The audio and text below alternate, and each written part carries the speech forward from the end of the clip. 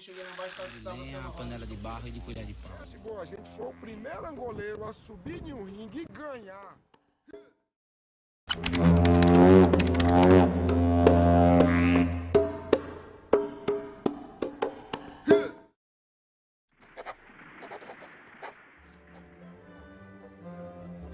Em 1920, decidia-se na Conferência da Paz como dividir os territórios dos impérios vencidos. Apesar de vencedor, Portugal teve de bater-se arduamente para provar que merecia manter as suas colónias intactas. Sobre a nossa guerra em África, o general Gomes da Costa fala em desastre total.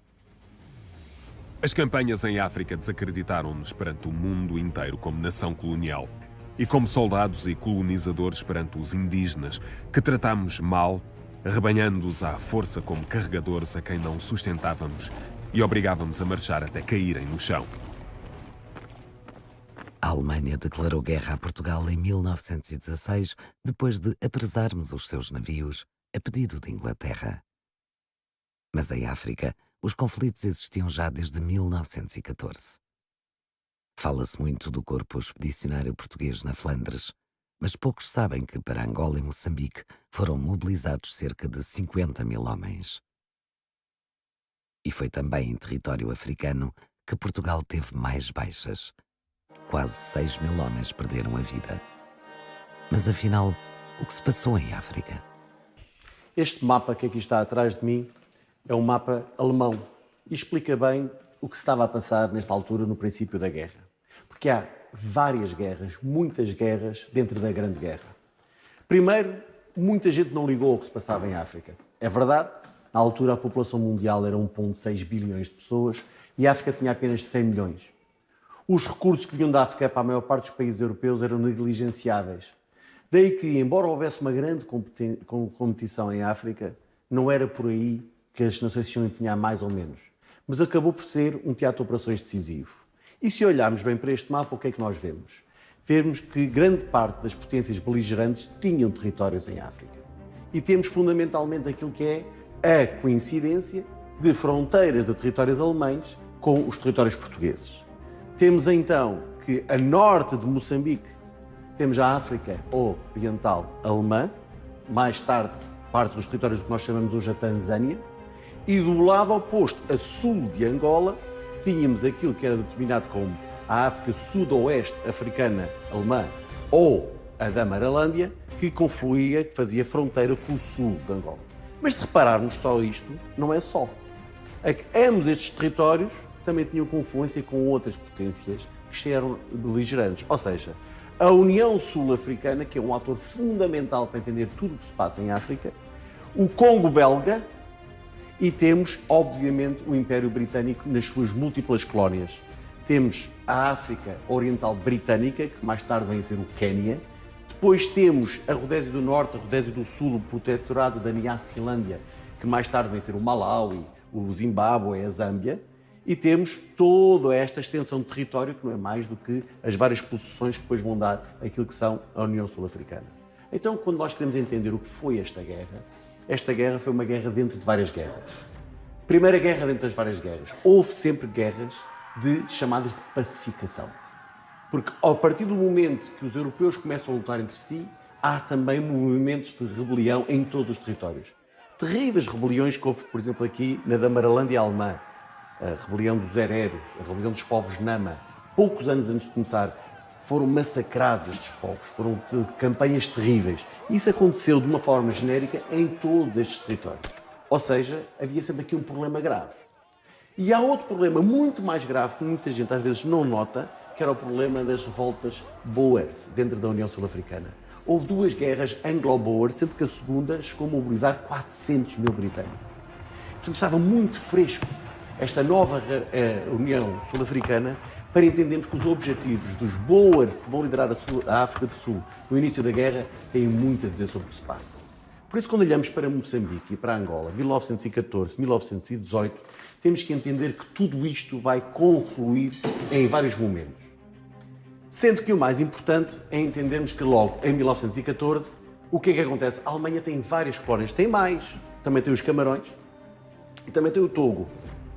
E na Ásia ainda tem muitas. Tem Tsingtao na China, tem as Ilhas Samoa, o arquipélago de Bismarck. Tem uma série de colónias que vão ser, nos primeiros meses de guerra, entre agosto de 1914 até ao Natal, praticamente tudo que eram possões asiáticas desaparecem. O Togo vai desaparecer até ao Natal também de 1914 e os Camarões em 2 anos vão deixar de ter importância. Então onde é que vai ser o esforço? Nos dois, leste e oeste da África, exatamente a sul e a norte, onde estamos a falar a norte de Moçambique e a sul de Angola, onde vai esse aqui aparecer.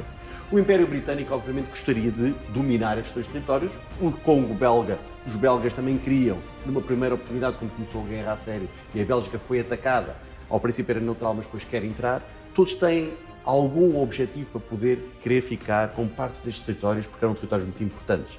Se pensarmos bem, a Alemanha queria fazer a sua Mitteláfrica, ter metade da África aqui. Portugal queria ter o seu mapa cor-de-rosa, juntar Moçambique e Angola.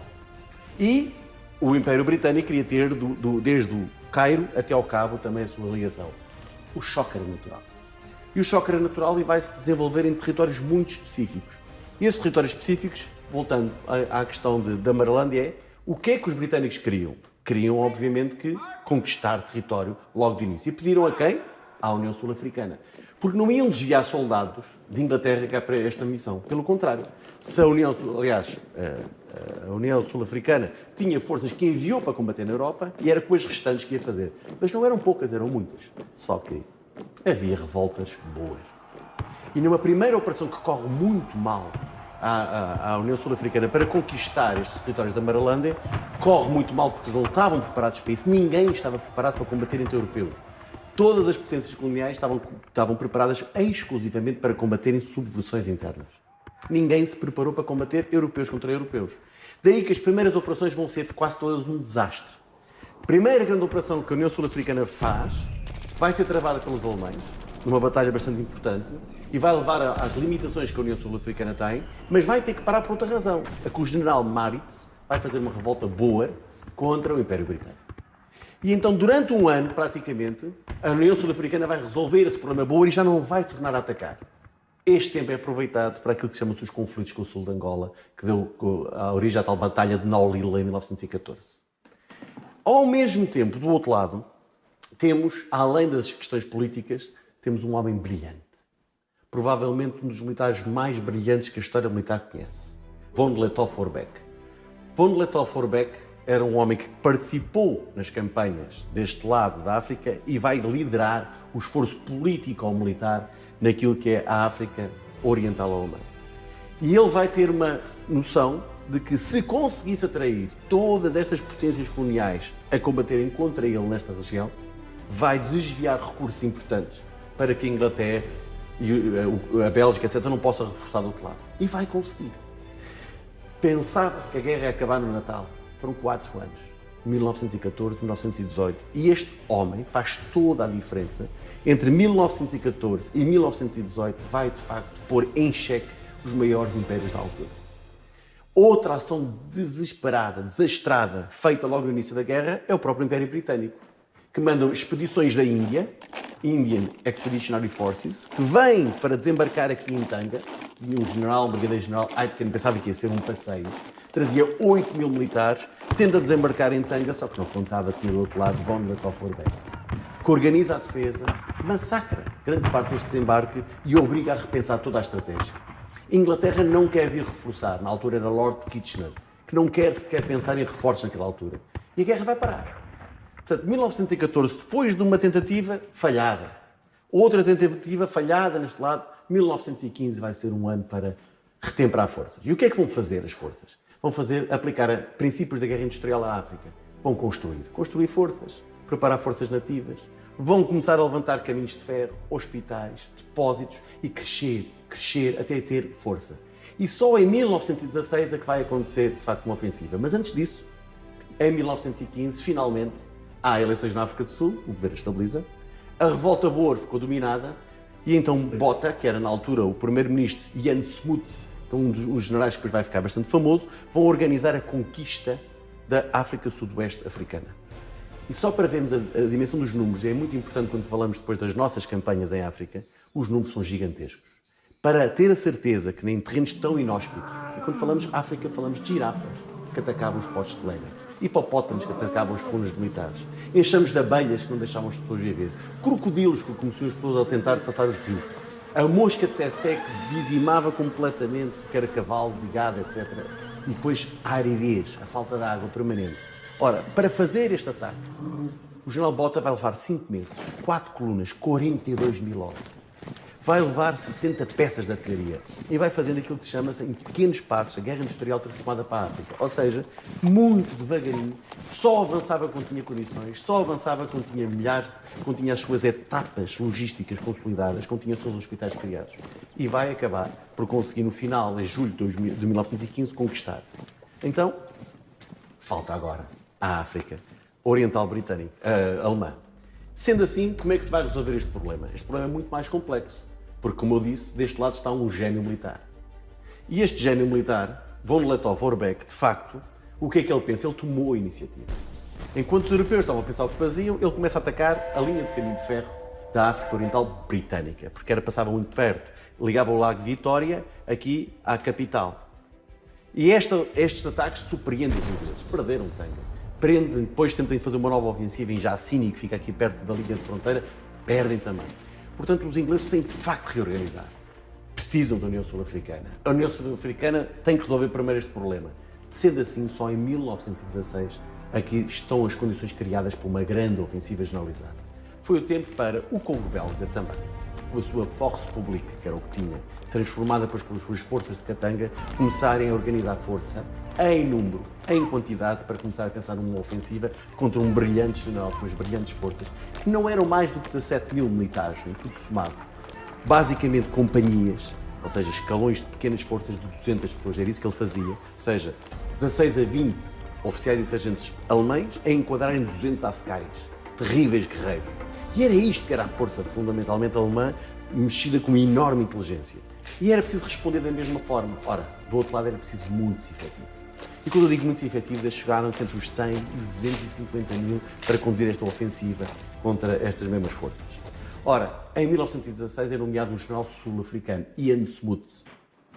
Um homem que ficou depois muito conhecido porque vai ser primeiro-ministro da África do Sul, vai estar com Winston Churchill, para quem vê os filmes do Churchill, lá está ele como auxiliar já na Segunda Guerra Mundial. Ian Smuts vai então fazer uma cooperação com os belgas, para que os belgas, que também criam uma parte importante destas posições, aquilo que nós chamamos hoje o Ruanda e o Burundi, queriam também ficar com uma parte desses territórios. A Inglaterra, naturalmente, queria ter o controle destes mesmos territórios, e a África do Sul, o que é que queria? E agora aqui entra Moçambique. A África do Sul, a União Sul-Africana, nomeadamente os Boers, sempre quiseram o sul de Moçambique. Sempre quiseram aquilo que era de Lagoa Bay, onde está o Lourenço Marques, tudo o que é sul do Zambeze. E nunca esconderam esta pretensão. E nunca esconderam a pretensão também de ficar com o outro lado. E como não esconderam esta pretensão, este é o grande objetivo. Eu vou atacar, é longe já das minhas fronteiras, vou apoiar esta pretensão britânica na luta contra os alemães, para mais tarde ou mais cedo conseguir trocar os territórios a sul de Moçambique para mim. E aqui é que começa então o tal jogo de poderes. Quem é que tem capacidade para fazer esta ofensiva? Britânicos, belgas. A União Sul-Africana tem capacidade, demoram 2 anos a criar um exército desta magnitude. Do outro lado, um brilhante general, von Lettow-Vorbeck, que vai fazer a vida um inferno. Na realidade, ele nunca vai perder batalhas, mas na verdade também não vai perder praticamente. Não vai perder, mas também não vai ganhar território, vai perdendo território ao longo do tempo e vai devagarinho, e esta é toda a campanha que se desenha, começa a haver o ataque de norte para sul, começa a haver de leste para oeste com os belgas, de sul para norte com os britânicos e sul-africanos, vão envolvendo e vão empurrando Paul Lettow-Vorbeck para onde? Para cima de Moçambique. Portanto, este é o caminho que vai. E agora, Portugal. Portugal, o que é que podia fazer? Portugal, obviamente, tem uma determinação logo de princípio, que é defender as colónias. E é consensual. Qualquer partido português naquela altura, por mais divisões que houvesse, estava ciente da sua missão de defender a integridade dos territórios coloniais portugueses. Sendo assim, era normal que houvesse um reforço a sul e a norte, a sul de Angola e norte de Moçambique. E daí que foram colocados 2 experimentados oficiais, Alves Roçadas no sul de Angola, Pedro Maçã de Amorim para Moçambique, com a missão de, e a missão é ambígua, e começam as grandes questões portuguesas. Ninguém explica bem o que é que se quer. Era claro que se houvesse um ataque a Portugal, às colónias portuguesas, seria defendido, mas ninguém explica muito bem se era preciso provocar o ataque. E, portanto, ambos vão para a missão, Alves, Roçadas para o sul de Angola e Maçã de Amorim, para consolidar os territórios em zonas extremamente difíceis. O sul de Angola é uma zona que teve campanhas de pacificação que não estavam completamente terminadas, e o norte de Moçambique tem uma daquelas questões que às vezes a gente fala pouco, a que não era propriamente território nacional. Era a Companhia do Niassa. Era uma companhia privada, que tinha dinheiros inicialmente portugueses, depois britânicos, e finalmente já eram próprios alemães que controlavam grande parte do capital.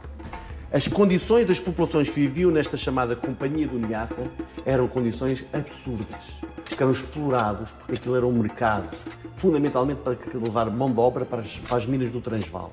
Então, eram pessoas que não se identificavam naturalmente com Portugal, até porque a administração não era portuguesa, mas o território não podia ser mais inóspito aos próprios portugueses que lá iam. Então, quando chegam as duas expedições à Angola e ao Moçambique, o que é que vão encontrar? Vão encontrar uma impreparação enorme. E vão encontrar, obviamente, o reflexo daquilo que se passa em Portugal. Um país dividido, com enormes problemas, sem critérios. Se a missão fosse defender e se a missão fosse estabilizar, até era possível. É isso que Alves Roçadas leva nos seus planos e é isso que Maçã de Amorim leva nos seus planos. Mas não era isso que os mais radicais em Lisboa queriam ouvir. Portanto, e agora falando só de Moçambique. O que é que faz Maçã de Amorim em 1914? Ele era um homem que já tinha estado em África, conhecia bem as campanhas, tinha participado nas mesmas campanhas e ele sabia o que era preciso. Ele, com o pouco pessoal que tinha, em condições muito inferiores àquilo que havia, obviamente, nas campanhas iniciais do século XX, ele vai dizer, bom, nós não podemos defender a fronteira toda, são 700 km. Ou seja, a fronteira do Rovuma, do rio Rovuma, é uma fronteira de 700 km. Só para dar uma ideia, era igual a todas as trincheiras da frente ocidental na Europa, onde estavam milhões de homens. Portanto, 700 km não são defensáveis. O que se pode fazer é ter postos de vigia junto à fronteira e defender em profundidade. O que ele propõe é simples. Ele propõe fazer umas bases em sítios bons, como por exemplo Porto Amélia, hoje Pemba, e a partir daí ter colunas móveis que podiam ir para zonas no interior de Moçambique, 80, 90 km da fronteira, conforme o inimigo, se porventura os alemães decidissem invadir, então movimentavam-se as forças para fazer. E disse outra coisa muito importante. Isto não é um território para europeus. Os europeus que vêm do continente europeu morrem. Os alemães tentaram, os britânicos fizeram isso com as expedições indianas, morreram. Foi um desastre. As primeiras companhias alemãs, chamadas a Schutztruppe K, que eram de civis, também morreram, não estavam preparados. Quem está são os povos locais. No nosso caso, as companhias de landinhos moçambicanas, por exemplo.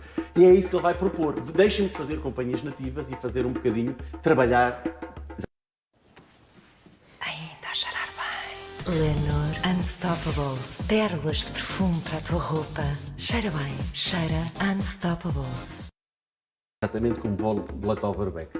Mas não era isso que Lisboa queria ouvir. Lisboa queria provocar o conflito com os alemães e queria participar numa ofensiva contra os alemães. E Maçã de Amorim diz, isso é impossível. Eu não tenho recursos sequer para estabilizar. A Companhia do Niassa é melhor estilo. A Companhia do Niassa, ainda por cima, apoia parte do contrabando que é feito nesta região. O que é que eu posso fazer? O governador, ainda por cima, concordava com ele. Machado também dizia, não, nós podemos fazer é defender bem os nossos territórios e caso haja uma invasão alemã, nós estamos prontos. Como não era isso que Lisboa queria ouvir, ele é substituído. E aqui começa um dos problemas que acontece em Moçambique de 14 a 18. A que muitos dos comandantes militares nomeados não são aqueles que eram experimentados e devidos, mas são aqueles que, obviamente, podem servir a alguns interesses de Lisboa. E assim vamos ter uma grande oscilação. A seguir vem o Major Moura Mendes, que não conhecia nada da África, que não conhecia o território, e tem a missão gloriosa para Portugal, que é conquistar um bocadinho de território, aqui mesmo no norte, que é o território de Kionga. Porquê? Porque era um território que estava ocupado pelos alemães e seria a nossa prova viva de que, assim, depois da declaração de guerra de 1916, íamos conquistar. Foi uma campanha difícil, mesmo chegar aqui, porque nada estava preparado para receber as tropas. As tropas vinham na maior miséria, eram desembarcadas e muitas delas vinham, ainda por cima, punidas de Portugal. Que ainda agravou-se mais em 1917 e 1918. E quando chegam a Palma, que é mesmo aqui no norte, para atingir este terreno de Kionga, que os alemães tinham abandonado, isto foi reportado em Portugal como um grande sucesso. Os heróis de Kionga. Mas os heróis de Kionga não encontraram oposição, entraram. Mas foi feito. Mas a loucura de Lisboa não parava aí. Não, vamos conquistar. Ou seja, De Lisboa vinham ordens para campanhas de 1.500, 2.000 homens, ordens muito parecidas com o que, por exemplo, o Império Britânico dava a 250.000 homens com todo um apoio industrial, que era derrotar von Lettow-Vorbeck.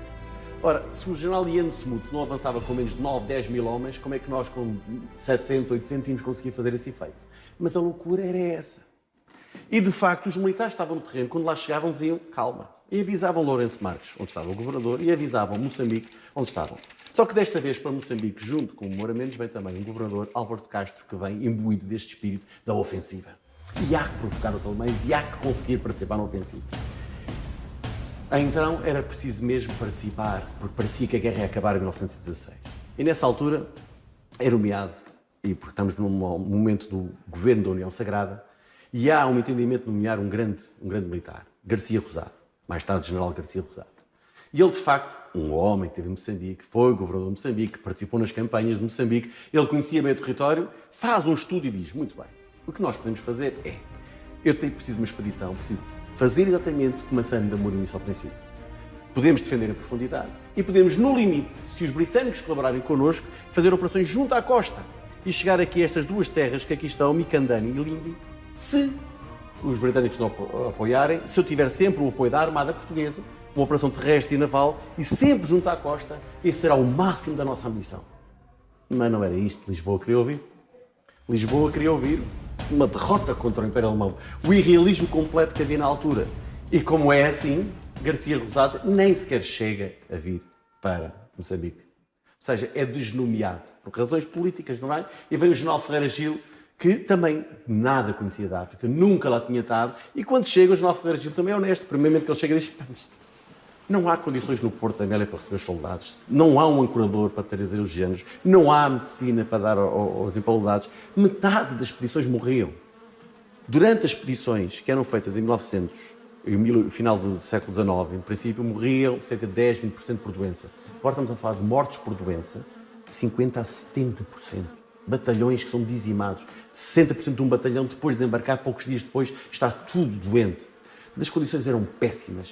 E a lógica é a mesma. Mas o general Ferreira Gil, quando finalmente percebe onde é que está, também diz a mesma coisa. Eu, quanto muito, posso ir a Lindi e Mikandani. E agora? Costuma ser que é a grande armadilha. O que é que os aliados sempre nos pediram?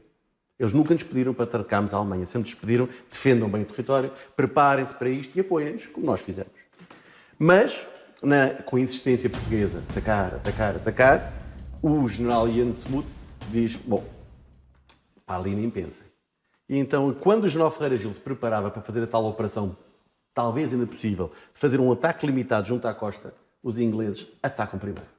E são eles que ocupam a cidade de Mikandani. E ocupam e dizem mesmo, num dos relatórios que nós tivemos acesso, dizem mesmo para evitar que os portugueses venham reclamar alguma coisa depois. E lançam-nos uma armadilha. Diz, olha, se querem mesmo ir, então vão aqui para uma coisa chamada Nevala, e a direção a Massassi, que é uma zona completamente desprovida de recursos, árida, seca, com imensos problemas, com mosca de 77, etc, por aí lá fora. E claro, o general Gil diz que nem pensar e emite-se para Lisboa, mas Lisboa vem a ordem, avancem, não interessa, vão, que nós temos que participar na ofensiva. Tinha que correr mal.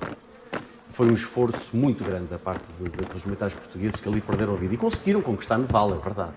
Mas, obviamente, não conseguiam manter Nevala porque não havia as tais estruturas logísticas, os caminhos de ferro, os caminhões, o apoio sanitário, a estrutura montada e depois havia uma imensidade de força que nem sequer era coerente nem organizada.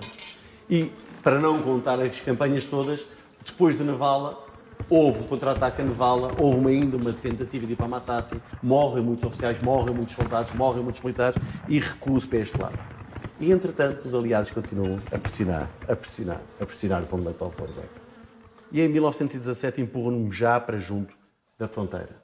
E quando ele olha para o outro lado, e Portugal, de facto, já está a combater na Europa, está depauperado, não tem dinheiro, as expedições estão completamente, nessa altura é a oportunidade. E von Lettow-Vorbeck vai então entrar em Moçambique no final de 1917 e aí é que vamos entrar naquelas derradeiras campanhas de 1918. Esse Natal significa o máximo possível daquilo que é o irrealismo político face à operação militar. Tinha sido evidente até ali a necessidade de só podíamos fazer algo se cooperássemos efetivamente com os britânicos, com os sul-africanos, com os belgas, nos mesmos termos e relações. Ora, britânicos e belgas, sul-africanos dentro do Império Britânico, tinham ao seu dispor milhares de equipamentos, força, depósitos, logística e uma enorme estabilidade política por detrás dos objetivos, nós tínhamos exatamente tudo ao contrário. Primeiro, não tínhamos estabilidade política nenhuma. Estamos a falar de uma zona que mudou 8 vezes de governador, por exemplo, como foi o caso de Moçambique. Tínhamos uma luta constante entre aquilo que era os níveis políticos de Lisboa para Lourenço Marques, de Lourenço Marques para quem está no terreno, e depois tínhamos uma sucessão de forças que era tudo menos coerente. Porque o que nós vamos estar ali a lutar, vamos ter aquilo que chama-se uma salada. Porque temos forças que vêm da metrópole, forças que vêm da metrópole punidas, batalhões punidos, até forças que vieram punidas de Macau para dentro. Imagina a moral de quem já vem por punição para chegar ali e chega àqueles postos e vê. Depois temos uma mescla de polícia do Niassa, temos a Guarda Republicana de Lourenço Marques, temos as forças indígenas, temos o recrutamento local e as tais forças metropolitanas. Temos oficiais divididos politicamente e temos muitos, grande parte dos grandes oficiais que fizeram as campanhas anteriores tinham saído do exército, já não estavam lá. Portanto, mas felizmente havia alguns. E é aí que eu quero começar. Porque talvez demonstre bem ao que se chegou. Os britânicos tinham dito, bom, se quiserem nós vamos ajudar-vos aí na defesa, vamos agora aí construir, vocês defendam em profundidade e tal. E a primeira resposta de Lisboa, não, os britânicos não têm nada a vir aqui para o território português e se vierem, ficam sob o nosso comando. Que é de um irrealismo enorme. Aliás, a solução que as guerras peninsulares tinham funcionado tão bem quando nós funcionámos juntos com os britânicos. Mas este era o irrealismo. E então o que se passa é que Von Lettow-Vorbeck, o tal gênio militar, que não vai ser derrotado pela tal confluência, já temos um último general, já não é Ian Smuts, depois a seguir o general aliado, um general chamado Hoskins, e finalmente falta outro general sul-africano que chama-se Van Deventer. E esse general Van Deventer, que vai fazer esta fase final deste empurrar de forças, vai conseguindo o quê? Empurrar, mas não vai conseguir derrotar. Von Lettow-Vorbeck já não está preocupado em manter território. O que ele quer mesmo é obrigar ao empenhamento da força aliada. E a força aliada tem duas hipóteses. Ou destrói as forças, ou deixa-as passar para Moçambique. E nós sabemos que essa era uma população realística. Eles não se importavam de deixar passar para Moçambique. Von Lettow-Vorbeck, que sempre consegue concentrar pessoal, derrotou milhares de ingleses, milhares de sul-africanos, milhares de rhodesianos. Se ele conseguiu derrotar, como é que nós, com uma expedição de pouco mais de 5 mil homens, tínhamos mandado para este ano, íamos conseguir detê-lo, e ainda para mais, num dispositivo de defesa ao longo da fronteira, que era o mais errado que podia ser naquela altura. Então temos aqui o Major Teixeira Pinto. O Major Teixeira Pinto está a defender um dos fortes na confluência, junto a uma zona entre o rio Lugenda e o rio Rovuma, que é exatamente o que divide as duas grandes áreas, e ele está lá com cerca de 1000 soldados, de muitas proveniências diferentes. Mas aí se nota bem o erro que havia. O último comandante nomeado, depois de General Ferreira Gil, foi o Coronel Sousa Rosa. Mais alguém que não conhecia nada da África, nunca lá tinha estado. É um homem indeciso e dá ordens e contra-ordens.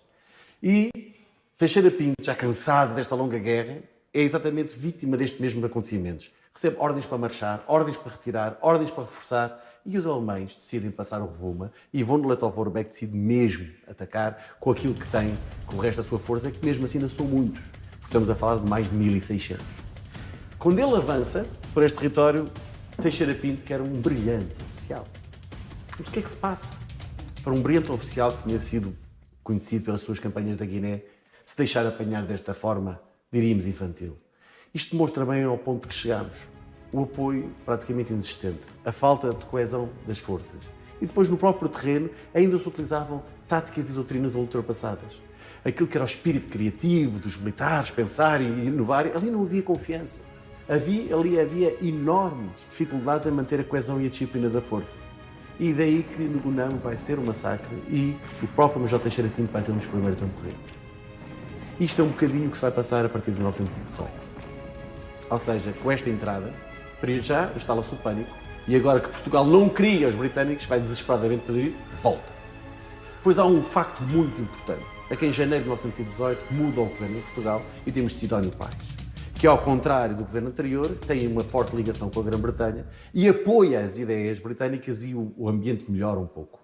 Também melhora porque Álvaro de Castro sai de Moçambique e vem um experimentado homem da África que é Pedro Massana de Amorim, que embora só vá chegar em abril de 18, vai mudar toda esta relação. Mas, entretanto, está Sousa Rosa a comandar. E tem o dispositivo mais errado possível, que é dispersar as forças, exatamente como dá jeito a Von Lettow-Vorbeck. E Von Lettow-Vorbeck vai fazer uma coisa incrível. Ele vai avançar por Moçambique, vai chegar até Quelimane, vai tornar a de Moçambique, continua para a zona da Rodésia sem nunca ser derrotado. 15 dias depois da Primeira Guerra Mundial ter terminado, ainda estava em operações, quando é informado que já tinha terminado a guerra. O que é que ele faz durante este tempo? Bom, o que vai acontecer aqui vai ser uma guerra desigual. Um homem brilhante, que nunca o Van de Aventir vai conseguir derrotá-lo, também não vai. Não vamos aqui também dar a ilusão de que os outros conseguiram ou não conseguiram. Os britânicos atrás, os portugueses nos postos, uns são defesas extremamente tristes, outras com bravura. Temos o caso de Serra Mocula, em que uma das forças comandadas por o general Waller, que estava sob o comando do coronel Von Lettow-Vorbeck, veja esta elegância também que havia naquela altura, por alguma razão Von Lettow-Vorbeck foi um homem respeitadíssimo, ainda hoje é a sua memória respeitadíssima. O general Waller, que mandava esta força, vai, por exemplo, atacar Serra Mocula, onde estava o capitão Curado, outro homem muito experimentado, e o tenente Correia de Lacerda, que consegue aguentar Serra Mocula durante 3 dias.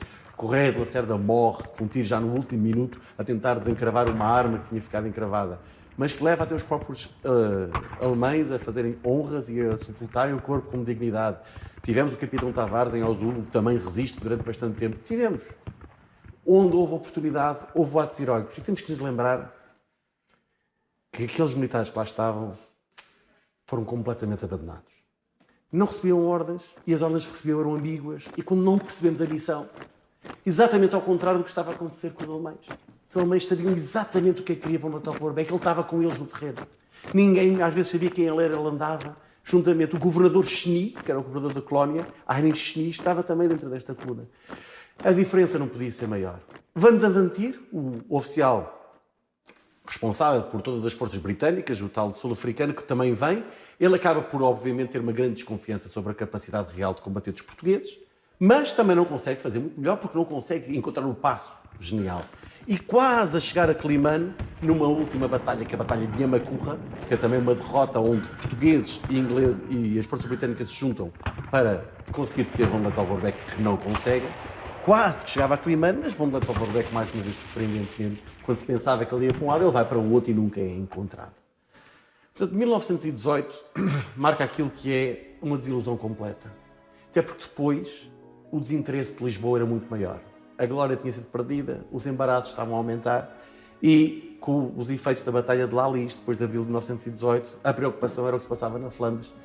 E se até ali, nomeadamente as forças nativas, os carregadores que iam atrás das colunas, para cada força que havia 200, 300 carregadores com as suas famílias, se até ali já tinha sido muito mal a forma como tinha sido tratado, esta fase final é uma vergonha. E é por isso que Massana de Amorim, um grande comandante e que foi muito respeitado por Van de Aventir quando lá chega, ao contrário do Coronel Sousa Rosa, que ele de facto tinha uma péssima relação com Massana de Amorim, ele vai ter uma relação com muita cordialidade, o que Massana de Amorim vai fazer é tentar inverter isto. Pegar nos hospitais, onde estavam a morrer as pessoas de fome, pessoas que eram largadas nos portos acabavam por morrer no caminho. E depois sabemos o que é que foi a retirada, que foi uma retirada extremamente triste, uma retirada extremamente permanente. Depois da guerra acabar, o tempo que demorou até muitos dos que estavam... Chega a haver relatos de soldados a pedir nas ruas de Lourenço Marques, chegam a ser levados para um campo de Goba, que fica aqui a sul de Lourenço Marques, para estarem ali, para não serem de longe das vistas. Foi muito mau. Foi muito mau. Foi muito mau, fundamentalmente para os africanos. Todos aqueles que participaram nesta mesma campanha, estamos a falar dos landinhos moçambicanos, estamos a falar de todas as forças, estamos a falar dos carregadores, que muitas vezes não eram pagos, que eram levados à força e muitas vezes eram os primeiros a ser abandonados quando faltava alguma coisa. Estamos a falar de todas as forças que vieram de Portugal obrigadas, desmotivadas, muitas vezes houve batalhões que foram sem um único oficial. E isto, no fundo, é uma antítese daquilo que era a força militar e aquilo que ela tinha sido nos anos anteriores. E se pensarmos que a última vez que tínhamos combatido ao lado dos aliados tinha sido a Guerra Peninsular, e que o Wellington dizia no final, em 1814, dizia: estes são os galos de combate no exército, os melhores. Como é que dos melhores passamos a uma situação de insuficiência quando estamos a falar exatamente da mesma fibra de oficiais, estamos a falar da mesma fibra de soldados? Porque, de facto, tínhamos objetivos políticos completamente desadequados daquilo que era a realidade operacional.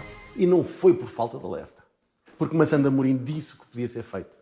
Garcia Rosado disse o que podia ser feito e poderia ser feito.